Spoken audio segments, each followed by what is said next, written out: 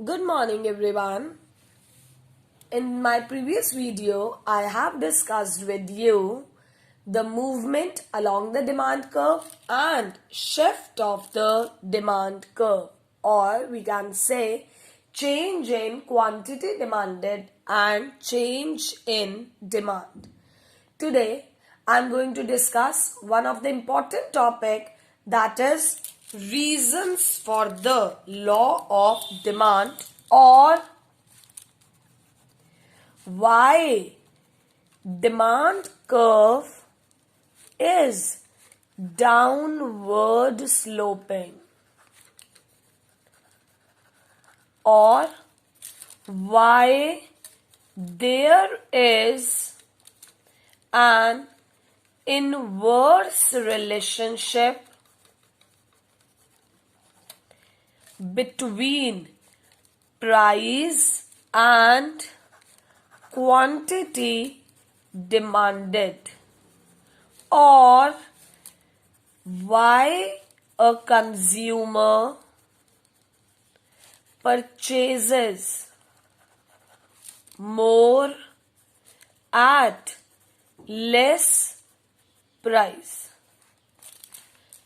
तो क्या है हमारे पास, रीजंस क्या है लॉ ऑफ डिमांड के. मतलब कि लॉ ऑफ डिमांड हमें क्या कहता है कि जब भी कमोडिटी का प्राइस बढ़ता है तो डिमांड कम होती है, और प्राइस कम होता है तो डिमांड बढ़ती है. तो हमारे पास रीजन क्या है, what are the reasons of law of demand. तो सबसे पहला रीजन आता है law of diminishing marginal utility. Now what is the meaning of the word utility? Utility word का मतलब होता है satisfaction. मतलब क्या है हमारे पास यूटिलिटी वर्ड का, कि जब हम किसी भी कमोडिटी को कंज्यूम करते हैं तो हमें कितनी सैटिस्फैक्शन मिल रही है उसे हम क्या बोलते हैं, यूटिलिटी बोलते हैं. और यूटिलिटी को मेजर किसमें किया जाता है, टर्म होती है that is utils. Law of diminishing marginal utility, ये लॉ है. लॉ क्या कहता है, as we consume more and more units of a commodity, the utility derived from each successive unit goes on falling. क्या मतलब इसका हमारे पास, कि जैसे जैसे हम किसी भी कमोडिटी को, जब हम कंटिन्यूअस बेसिस पर, as we consume more and more units of a commodity, जैसे जैसे हम कमोडिटी को कंज्यूम करते हैं, हमारा सैटिस्फैक्शन लेवल क्या होता रहता है, फॉल होता रहता है. जैसे एक छोटा सा एग्जांपल है, अगर हम लोग मतलब स्कूल से घर आए हैं तो बहुत तेज भूख लग रही होती, जब हम फर्स्ट चपाती कंज्यूम करते हैं तो ऑब्वियस है कि हमारे पास हमारी फर्स्ट चपाती से हमें सेटिस्फैक्शन सबसे ज्यादा मिलेगी. सेकंड चपाती कंज्यूम करने से सेटिस्फैक्शन थोड़ा कम हो जाएगा. थर्ड चपाती कंज्यूम करने से सेटिस्फैक्शन और कम होगा.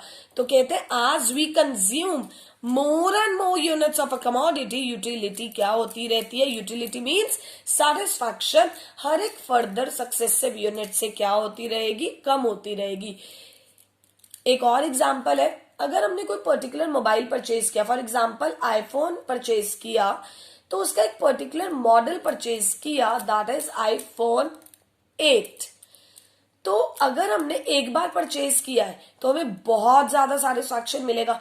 दोबारा सेकेंड टाइम अगर हम वही परचेज कर रहे हैं तो हमारा सेटिस्फैक्शन कम होगा। एक चीज याद रखनी है, ये लॉ में क्या हम देखते हैं कि हम कंटिन्यूअस बेसिस पर किसी गुड को कंज्यूम कर रहे हैं, तो जब हम सेकेंड टाइम कंज्यूम करेंगे सेटिस्फैक्शन कम होगा, थर्ड टाइम कंज्यूम करेंगे सेटिस्फैक्शन और कम होगा। Now what is the use of, or we can say how law of demand is applicable in this point? जब हम दोबारा आईफोन 8 ही लेंगे तो हम तभी उसकी डिमांड करेंगे जब हमें वो दोबारा क्या मिलेगा, कम रेट पर मिलेगा। क्यों? क्योंकि हमारा सेटिस्फैक्शन क्या है, सेकेंड टाइम कम है, तो हम कम सेटिस्फैक्शन के लिए ज्यादा प्राइस थोड़ी पे करेंगे। So what is written, law of diminishing marginal utility states that as we consume more and more units of a commodity, the utility derived from each successive unit goes on decreasing. So demand किस पर depend करती है, satisfaction पर, that is utility पर। if the consumer gets more satisfaction, अगर तो उसे ज्यादा satisfaction मिल रहा था तो वो ज्यादा पे करता भी, but consumer will not be prepared to pay the same price, वो कभी भी पहले वाला प्राइस पे नहीं करेगा। The consumer will buy more unit of the commodity only when the price falls. What is the second point? That is substitution effect.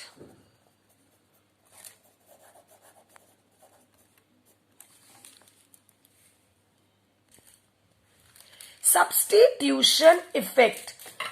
Now we are not studying about the substitute goods. What we are studying? The effect of the availability of substitute good. हमारे पास suppose अगर Pepsi के rate कम हो गए, अगर हमने एक commodity ली है that is Pepsi के रेट अगर कम हो गए और कोक के रेट में कोई चेंज नहीं है, कोका कोला के रेट में कोई चेंज नहीं है क्योंकि पेप्सी का एक सब्स्टिट्यूट ही है, तो हमारे पास पेप्सी की डिमांड क्या हो जाएगी, बढ़ जाएगी। कॉफी के रेट अगर कम हो गए तो हमारे पास कॉफी का क्या सब्स्टिट्यूट है, दैट इज टी। तो अगर कॉफी के रेट कम हो गए और टी के प्राइस में कोई फर्क नहीं है तो कॉफी की डिमांड बढ़ जाएगी। अगर कॉफी के रेट बढ़ गए लेकिन टी का प्राइस उतना ही है, दैट इज कॉफी से कम ही है, सिर्फ कॉफी महंगी हुई है, तो कॉफी की डिमांड कम हो जाएगी क्योंकि हमारे पास सब्स्टिट्यूट जब अवेलेबल होता है तो गिवन कमोडिटी की डिमांड क्या हो जाती है, ऑब्वियस है इफेक्ट पड़ेगा ना। तो क्या है हमारे पास, substitution effect refers to substituting one commodity in place of other when it becomes relatively cheaper, कि क्योंकि हमारे पास किसी कमोडिटी का, अगर गिवन कमोडिटी का कोई सब्स्टिट्यूट अवेलेबल है तो हम ऑब्वियस है कि जो हमें सस्ता मिलेगा उसकी डिमांड क्या हो जाएगी, बढ़ जाएगी, तो कंज्यूमर विल परचेज मोर, जिसका प्राइस क्या होगा, कम होगा। When price of a given commodity falls, अगर किसी कमोडिटी का प्राइस कम हुआ है तो वो हमें सस्ती मिलेगी as compare to its substitute. हम क्या अज्यूम कर रहे हैं कि उसके सब्स्टिट्यूट में कोई चेंज नहीं आया। If the price of Pepsi falls, हमने गिवन कमोडिटी क्या ले ली, Pepsi, with no change in the price of its substitute, उसके सब्स्टिट्यूट में कोई चेंज नहीं है, then Pepsi will become relatively cheaper and will be substituted for Coke, that is Pepsi की डिमांड क्या हो जाएगी, बढ़ जाएगी।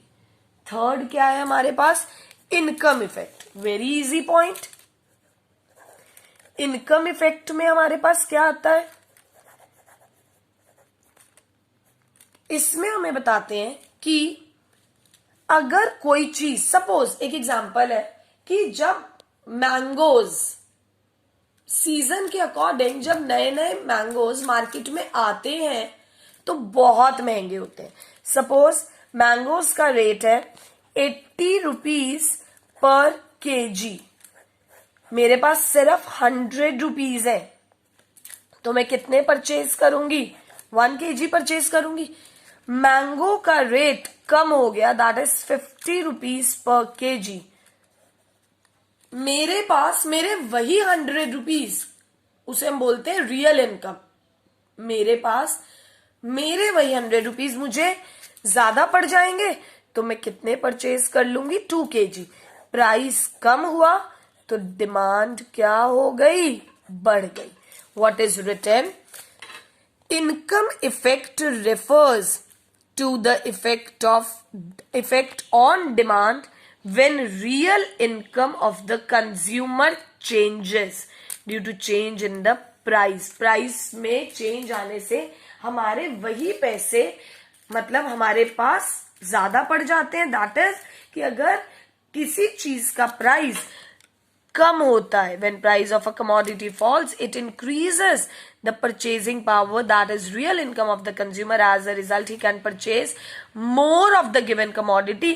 मतलब मैं उतने ही पैसों में, मेरे पास वही 100 रुपीज, ऑब्वियस है मैं अब ज्यादा परचेज कर सकती हूँ। Suppose Isha buys 4 chocolates at ₹10 each with a pocket money of ₹40, but अब चॉकलेट का प्राइस 8 रुपीज हो गया है, तो उसके पास कितने रुपीज है? 40 रुपीज है, तो वो कितनी चॉकलेट्स परचेज कर सकती है? 5 चॉकलेट्स, क्योंकि उसकी वही उसके 40 रुपीज उसके पास एक्स्ट्रा पड़ जाएंगे, जिसमें वो 1 चॉकलेट और एक्स्ट्रा परचेज कर सकती है। नेक्स्ट क्या है? Additional customers. क्या मतलब है एडिशनल कस्टमर्स का? When price of a commodity fall, कभी कभी क्या होता है जब किसी कमोडिटी का प्राइस क्या होता है? कम होता है। जब किसी कमोडिटी का प्राइस क्या होता है? कम होता है, तो जो कस्टमर्स परचेज कर रहे थे वो तो कर ही रहे हैं, बट जब रेट कम होगा तो और नए कस्टमर्स भी परचेज करेंगे। When price of a commodity falls, many new consumer who were not in a position to buy it earlier due to its high price starts purchasing it. वो भी क्या करना शुरू कर देंगे? परचेज करना शुरू कर देंगे। जो पहले नहीं खरीद पा रहे थे, तो अगर रेट जब कम हुआ है तो वो परचेज कर सकते हैं। तो कहते हैं in addition to the new customers old consumers start demanding more. तो कहते हैं the price of ice cream family pack falls from 100 to 50, then many consumers who were not in a position to afford the ice cream earlier can now buy, और old customers भी ज्यादा purchase कर पाएंगे, तो demand क्या हो जाएगी? बढ़ जाएगी। Fifth point is different uses. Now what is the meaning of different uses? Some commodities like milk, electricity etc. have several uses. कुछ commodities ऐसी होती है जिनके बहुत सारे क्या होते हैं? यूजेस होते हैं। जैसे कि मिल्क है, मिल्क ड्रिंकिंग पर्पस के लिए, चीज के लिए, बटर के लिए, इन सब चीजों के लिए यूज होता है। तो कहते हैं अगर मिल्क का रेट बढ़ जाएगा तो हम लोग सिर्फ उसे अपने urgent purpose, that is T और ड्रिंकिंग नॉर्मल जो हम मिल्क लेते हैं, तो सिर्फ उसी के लिए यूज करेंगे। तो कहते हैं when price of such a good increases, its uses get restricted to the most important purpose, that is drinking, and demand for less important uses, मतलब हम इन्हें पोस्टपोन कर देंगे, हम चीज और बटर के लिए सैक्रिफाइस कर देंगे। However, when the price decreases, commodity हम सारे यूजेस के लिए उसे यूज करेंगे। तो क्या है हमारे पास? जब कमोडिटी का प्राइस बढ़ता है तब हम उसे सिर्फ अर्जेंट पर्पस के लिए ही यूज करते हैं। तब हम सिर्फ और सिर्फ उसे किसके लिए यूज करेंगे? मोस्ट अर्जेंट पर्पस के लिए। तो हम बाकी यूजर्स को सैक्रिफाइस कर देंगे, और अगर प्राइस कम होगा तो हम सारे यूजर्स के लिए उसे यूज करेंगे, तो डिमांड क्या हो जाएगी? बढ़ जाएगी। So these were the reasons for the law of demand, और you can say why demand curve is downward sloping. These are the reasons for an inverse relationship between price and quantity demanded. These are the reason for why a consumer purchases more at less price.